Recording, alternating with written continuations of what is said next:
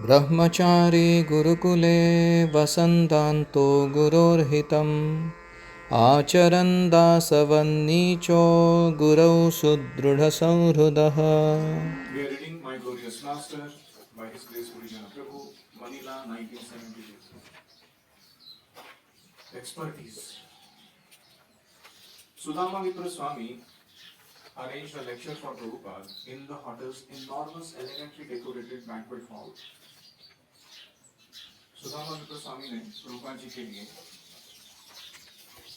Hotel intercontinental के banquet hall में, जो बहुत ही सुशोभित था, बहुत बड़ा था, प्रभुपाद जी का प्रवचन आयोजित किया। Despite the government's ban on advertising, the news spread and the hall was packed. Government का विज्ञापन करने के प्रति कुछ नियम कानून थे कि ज्यादा विज्ञापन नहीं कर सकते, एडवर्टाइजमेंट नहीं कर सकते। फिर भी उसके बावजूद बात फैल गई और बहुत सारे लोग उस प्रोग्राम को अटेंड करने आ गए। हॉल खचाखच भरा था। 500 इंडियंस एंड फिलिपिनोज अटेंडेड। 500 भारतीय और फिलीपींस के लोग वहां आए। Immediately after his lecture, Prabhupada called for questions. प्रवचन के तुरंत बाद प्रभुपाद जी ने कहा, कोई प्रश्न है तो पूछिए। An Indian man stood up and said in a loud voice. एक भारतीय व्यक्ति खड़ा हो गया और ऊंची आवाज में कहने लगा, Isn't it true that all-inclusive conception of the absolute? He rambled on. After about 3 minutes, the audience began fidgeting. वो व्यक्ति शायद निर्विशेषवादी था। वो परम सत्य, सर्वसामावेशक और निराकार निर्विशेष कैसा है, उसका 3 मिनट तक उसने लंबा चौड़ा वर्णन किया। क्या यह सही नहीं है क्या, मेरा वर्णन जो मैं कर रहा हूँ परम सत्य का? जैसे वो बड़बड़ करता रहा। रैम्बल्ड ऑन का अर्थ होता है असंदिग्ध, जो समझ में ना आने वाला ऐसा बातचीत हो, लंबा देर तक करते रहना, उसको क्या कहते हैं? Ramble on. तो बहुत समय चल जा रहा था। सारा जो श्रोतृवृंद था, बैठे हुए लोग थे, सब मराठी में चुलबुल करने मतलब खिंचेंगे। वो थोड़े इधर उधर अपना हिचकिचाहट व्यक्त करने लगे। Prabhupada leaned toward the microphone and asked, "Are you finished?" Prabhupada ji ने पूछा, तुम्हारी बात खत्म हो गई? No, the man retorted. जोर से उसने कहा, नहीं नहीं, अभी तक खत्म नहीं हुआ। And he continued for another 2 minutes. और 2 मिनट बड़बड़ करता रहा। And again Prabhupada asked, "Are you finished yet?" अभी खत्म हो गया बात बोल के? No, let me speak. नहीं हुआ अभी तक, मुझे बोलने दो। His monologue of disjointed spiritual sounding phrases continued. लगने में आध्यात्मिक, लेकिन एक दूसरे से संबंध न रखने वाले संज्ञाओं का उसका भाषण जारी रहा। After another 3 minutes, the audience began to wax angry. और 2-3 मिनट चले जाने के बाद जो सुनने वाले लोग बैठे थे, वो गुस्से होने लगे धीरे धीरे। Prabhupada again gently spoke into the microphone. Are you finished yet? क्या खत्म हो गया अभी तुम्हारा बोल के? Yes, now I'm finished. उसने कहा, हाँ मेरा खत्म हो गया बोल के। Prabhupada thundered into the microphone. Then sit down. हो गया ना, बैठ जा अभी। That banquet hall filled with laughter and cheering. जैसे प्रभुपाद जी ने ऐसे डांटा उसको, और सारे बैंक्वेट हॉल में बैठे हुए जो लोग थे वो हंसने लगे और वो जय जयकार करने लगे। अच्छा हो गया, इसको ऐसे डांट पड़ेगी।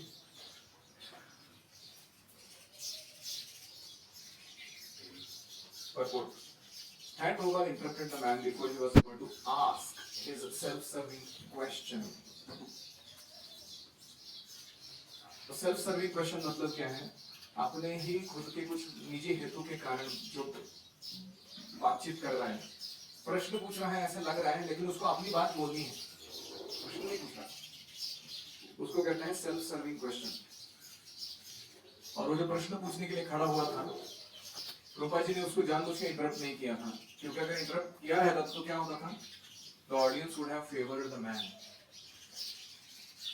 क्योंकि फिर श्रोतृवृंद सोचते थे कि ये स्वामी जी उसको बोलने नहीं दे रहे, तो इसलिए प्रभुपाद जी ने उसका बड़बड़ याद रखने लगे। Prabhupada waited and allowed the man to parade his foolishness. Prabhupada ji ने क्या किया? धीरज रखा और उस व्यक्ति को अपनी मूर्खता का प्रदर्शन करने दिया। परेड मतलब क्या है? किसी रास्ते में घूमता ना, परेड लेके, परेड ऑफ फूलिशनेस, सबके सामने प्रस्तुत करना अपने मूर्खता को। When the audience had sufficient time to realize the man's motives, तो उसका बड़बड़ करते रहने से क्या हो गया? बाकी सबको पता चल गया कि इसका वास्तविक मुद्दा क्या है, कि इसकी फालतू बड़बड़ हम सुनते रहे और मानते रहे कि बहुत ही पहुंचा हुआ व्यक्ति। ये सबको समझ में आ गया। Prabhupada with the full banking of the audience, तो सारा जो जनमत था प्रभुपाद की तरफ से झुक गया, प्रभुपाद की तरफ आ गए सब लोग। तब प्रभुपाद जी ने कहा, with full backing of the audience, he demanded that man to sit down. फिर उन्होंने उस व्यक्ति को बोला भी बैठ जा। हो गया ना बोलते, बैठ जा। प्रभुपाद बहुत एक्सपर्ट, प्रभुपाद बहुत निपुण थे। So one of the signs of expertise is how you deal with provoking situations, provoking people, provoking ideologies, even provoking objects. वो एक्सपर्टीज का लक्षण है। Any reflection?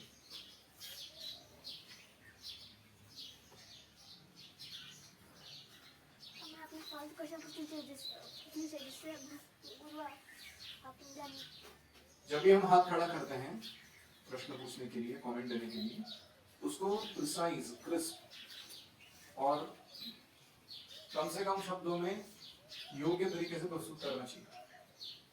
नहीं तो ऑडियंस जो है वो इंप्रेशन हो जाएगा आपके साथ। भले आपका बोलना सही भी हो, लेकिन ऑडियंस बोलेगा कि नहीं मानना करो। क्यों? क्योंकि तो इतना हाँ तो खींच सकते, वाचो वेगम को कंट्रोल करना चाहिए, वाणी के वेग को। गलत चीज में भी गलत चीज नहीं करना चाहिए। Be appropriate in the moment.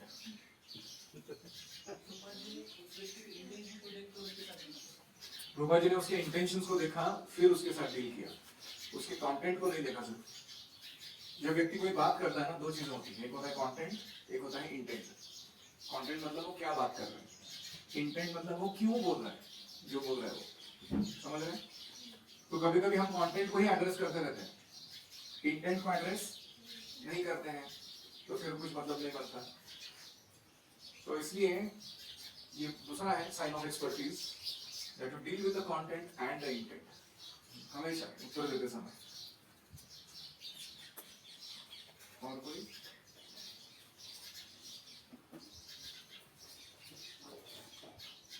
एक तीसरा चीज होता है, that is called impact. There is content, there is intent and there is impact. आप कुछ बोलना चाहते हो और वो क्यों बोलना चाहते हो, उसका कोई कारण है, हेतु है, और उसका क्या प्रभाव पड़ रहा है दूसरों के ऊपर, वो तीसरा चीज है, इम्पैक्ट। एक्चुअली तीनों को मॉनिटर करने आना चाहिए हमें जब हम बात कर रहे हैं तब। There is something called as intent impact gap. हम कहना कुछ चाहते थे, जैसे हम किसी को प्रेम से कुछ डांट लगा रहे थे या उसके हित के लिए कुछ कह रहे थे, लेकिन हमने जिस तरीके से कहा उसने ऐसा ले लिया कि तुम खुद को शाने समझ रहे हो, मेरे दोष निकालने में तुमको बहुत आनंद आ रहा है। तुम्हारा इम्पैक्ट सही रहा, गड़बड़ हो गया ना।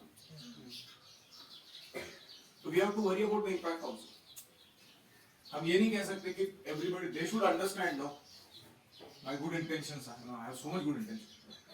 लोगों को समझ में नहीं आता, पागल ऐसे हम नहीं कह सकते, because we are in full control of our content, intent and impact जब हम बात कर रहे थे। तो इसलिए बहुत सावधानी पूर्वक हमें शब्दों को, अपनी भावनाओं को और अपनी बात को सामने रखना चाहिए।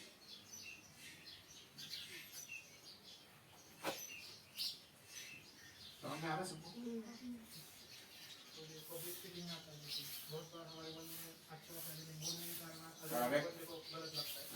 पब्लिक स्पीकिंग में स्पेशली केयरफुल रहना चाहिए। एक दो लोगों के बीच में कुछ प्राइवेट में हो गया, उसको सुधारा जा सकता है, जल्दी से जाके माफी मांगी जा सकती है, फिर वापस क्लैरिफाई किया जा सकता है कि तो जी मैं इस कारण से कह रहा था, मुझे हो सकता है मेरा इम्पैक्ट गलत हो गया, मेरे को माफ कर दो, वो शायद माफी कर देगा।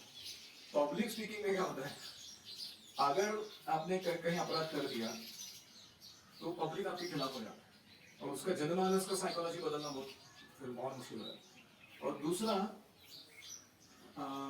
वो व्यक्ति जो ऑफेंड हो गया था वो पब्लिकली अगर ऑफेंड हो गया था ना तो उसको सुलझाना बहुत मुश्किल हो जाता है। प्राइवेट में होता था तो अलग था, पब्लिकली ऑफेंड हो गया तो उसका कहना रहता है कि तुम सिर्फ मेरे से अपोलॉजी नहीं मांगेगा, पब्लिकली करो तुम अपोलॉजी तुम्हारा, तभी लोगों को समझ में आएगा कि मैं सही था। तो वो बहुत कॉम्प्लिकेटेड बात है, तो I have to be very careful. और कोई why is the title expert?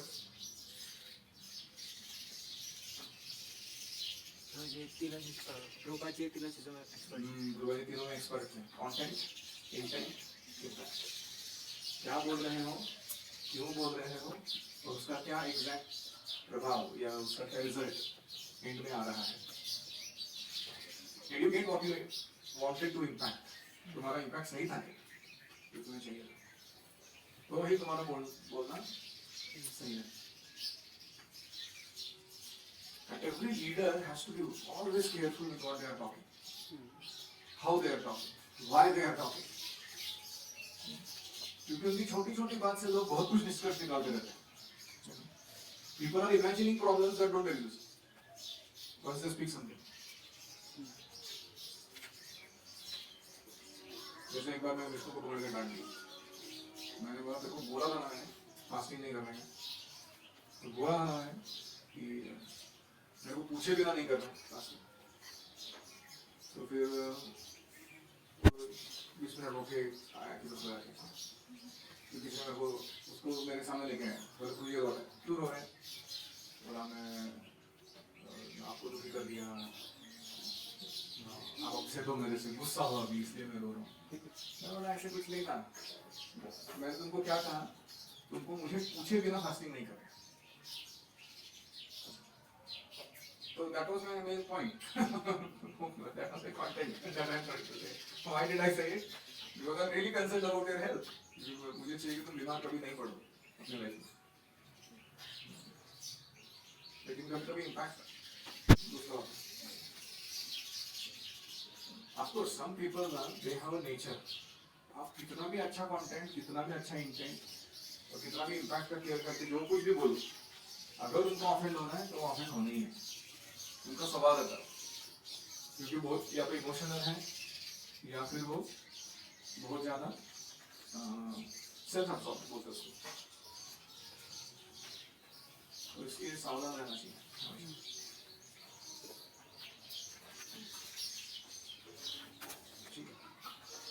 Practical bravery, व्यावहारिक शौर्य, शूरता। We visited Prabhupada in his room during the day. फिर वो बैंक्वेट हॉल का प्रोग्राम होने के बाद प्रभुपाद जी के रूम में हम सब लोग उस दिन में समय इकट्ठा आए। In the evening we would see him during the kirtan and lecture at the temple in San Juan. ये सैन जुआन नाम की जगह है, वहाँ का जो मंदिर था, वहाँ जो शाम को प्रभुपाद कीर्तन और प्रवचन दिया करते थे, उनमें हम उन्हें पर्सनली मिलते थे। On the first day, Prabhupada traveled from the hotel to San Juan through the late afternoon traffic. तो पहले दिन प्रभुपाद जी उस होटल से उस मंदिर चले गए सैन जुआन वाले, लेकिन वहाँ ट्रैफिक था ज्यादा समय, लेट आफ्टरनून मतलब around 5 o'clock. And the Filipino drivers drove wildly. और वो फिलीपींस के जो ड्राइवर लोग थे वो ऐसा रैश गाड़ी चला रहे थे। On the second day, a lorry almost smashed into Prabhupada's car. दूसरे दिन जब हम लेके जा रहे थे प्रभुपाद जी को, तो एक ट्रक लॉरी जो था वो प्रभुपाद जी के गाड़ी पर जाके धड़क नहीं मारा था, जोर से अपघात होने वाला था। Prabhupada went to the temple that second day, but then he said roads were unsafe and then he never went again. फिर दूसरा दिन का प्रवचन के बाद वो पूरा किया प्रभुपाद जी ने वो प्रवचन, उसके बाद वापस आया और कहा कि ये रास्ते जो है असुरक्षित है, मैं वापस नहीं जाऊंगा वहाँ प्रवचन देने। Report. Prabhupada would tolerate unlimited personal inconvenience to help a disciple or to spread Krishna consciousness. Prabhupada ji व्यक्तिगत रूप से कितनी भी तकलीफ उठाने के लिए तैयार थे, कृष्ण भावना का प्रचार करते समय या किसी शिष्य को मदद करते समय। He was fearless. वो अभय थे, निर्भय थे. He had continued preaching in Calcutta even when his life was threatened by Naxalite extremists. वहाँ नक्सलवादी अतिरेकियों के द्वारा प्रभुपाद जी के जीवन को असुरक्षित कर थी, फिर भी उन्होंने कलकत्ता में प्रचार जारी रखा था. Yet ISKCON and its worldwide preaching depended on him. फिर भी उन्हें पता था कि ISKCON और पूरा विश्व भर का प्रचार कार्य वो उन पर आश्रित था. Therefore he chose not to risk the Manila traffic just to give a lecture at San Juan Temple. और इसीलिए उन्होंने ये मनीला ट्रैफिक में जाकर खतरा उठाना सही नहीं समझा, एक छोटा क्लास देने की सैन जुआन जाकर. Prabhupada was always practical. Prabhupada हमेशा व्यावहारिक सोच रखा करते थे. Practical. What do you mean practical? Be practical. मतलब तो जी जैसे किसी ऑर्गेनाइजेशन में हम काम करते हैं तो छोटे मोटे मिसअंडरस्टैंडिंग होता रहता है, पर हमें देखा पिक्चर देखना होता है कि हमसे हमारा गोल क्या है, तो जिससे हम प्रैक्टिकल कर सकते हैं. एक होता है आइडियल, दूसरा होता है प्रैक्टिकल. आइडियल का अर्थ है आदर्श. What is the ideal? सर्वे जनाः सुखिनो भवन्तु, सर्वे सन्तु निरामयाः, सर्वे भद्राणि पश्यन्तु, मा कश्चित् दुःखमाप्नुयात्. या फिर सब लोगों का हित हो, सब लोग अच्छे हो, सब लोग निरोगी रहें, उनकी सद्भावना बढ़ती रहे. That's ideal. या फिर आइडियल क्या है? प्रचार के लिए मैं कोई भी रिस्क उठाने के लिए तैयार हूँ, चाहे जान क्यों ना चली जाए, मैं जाकर प्रचार करूँगा. आइडियल. लेकिन एक होता है प्रैक्टिकल. प्रैक्टिकल का अर्थ क्या है? दो शब्द याद रखना. एक है you have to be long lasting, लंबी रेस का घोड़ा. It's called sustainable performance. तुम्हारा व्यक्तिगत जीवन और तुम्हारा कंट्रीब्यूशन ये लॉन्ग लास्टिंग होना चाहिए. नहीं तो ऐसे दीपावली के वो रॉकेट के साथ खत्म, उतना ही था उसका. तो ऐसे दिखने में बहुत हेतु है, लेकिन कुछ दिन के बाद खत्म हो गया उसका भक्ति. ऐसा भक्त नहीं बनना. इसलिए I always respect people who have been practising bhakti for long time. 40 साल 50 साल लगाया हुआ है कोई भक्ति में, वो उसको सही में मानना चाहिए भैया. ये बहुत तगड़ा आदमी है. Whatever is doing is sustainable in long range. तो ये पहला है, मेक इट सस्टेनेबल. तो लॉन्ग रेंज में क्या सही रहेगा.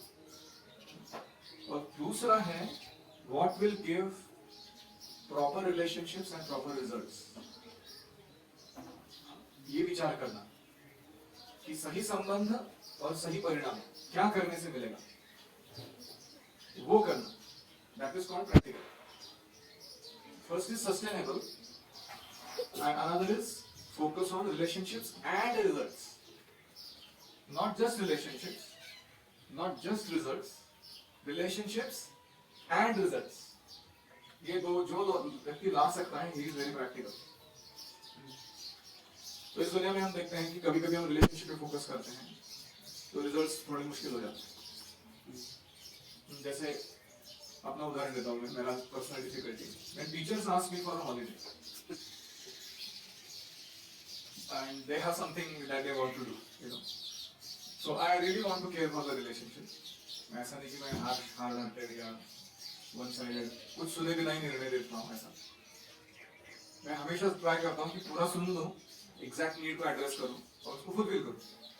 लेकिन कभी कभी ऐसा होता है कि वो जो डिमांड है वो प्रैक्टिकल नहीं हो, तो फिर बोलना पड़ता है बहू sorry we cannot sanction this because we want certain type of results.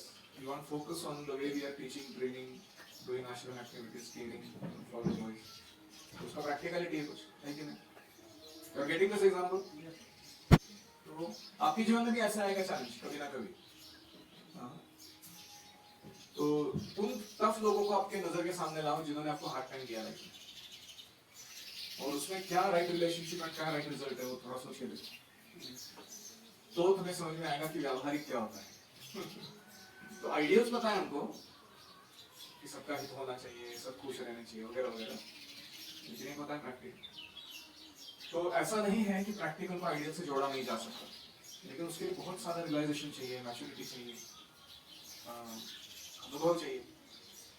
Generally ये ट्रायल एंड एरर मेथड ही रहता है लाइफ में, कभी कुछ करके देखो फिर समझ में आता है गड़बड़ हो गया, ऐसा नहीं करना चाहिए था, फिर अगले टाइम रिस्पॉन्स थोड़ा और सीधा करो, या कभी कंसल्ट करो किसी सुपीरियर को कि ये सिचुएशन में क्या करूं मैं। So I hope I'm making it clear. Ideal versus practical का द्वंद्व हमेशा जीवन में चलता रहेगा, और उसको सस्टेनेबल बनाने के लिए रिलेशनशिप एंड रिजल्ट फोकस रखने के लिए जो करना जरूरी है वो हमें करना चाहिए। जैसे अगर मतलब एज पर माई अंडरस्टैंडिंग जो आपने बताया, अगर रिलेशनशिप हम नहीं बना पाएंगे तो रिजल्ट नहीं आएंगे, लॉन्ग रेंज में भी रहना मुश्किल है। हमारा प्रॉब्लम क्या है ना, हम आइदर रिजल्ट ओरिएंटेड हो जाते हैं या रिलेशनशिप ओरिएंटेड हो जाते हैं, बोथ आर नॉट करेक्ट, दोनों में चाहिए। और इसीलिए हमें लोगों के साथ बातचीत करने का कौशल आना चाहिए, how to put our point across while completely agreeing and being empathetic to their needs. जितना हो सके मतलब प्राइवेटली, अगर कुछ इशू हो तो प्राइवेटली बात करें।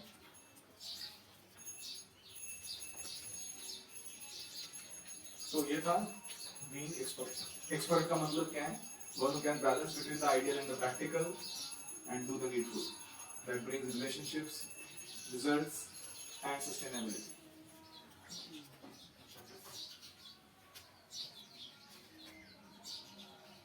श्रील प्रभुपाद की जय। ओम हरे कृष्णा कृष्णा कृष्णा हरे हरे, हरे Ram Ram Ram Hare Hare. Hare Krishna, Krishna Krishna, Hare Hare, Hare Rama, Rama Rama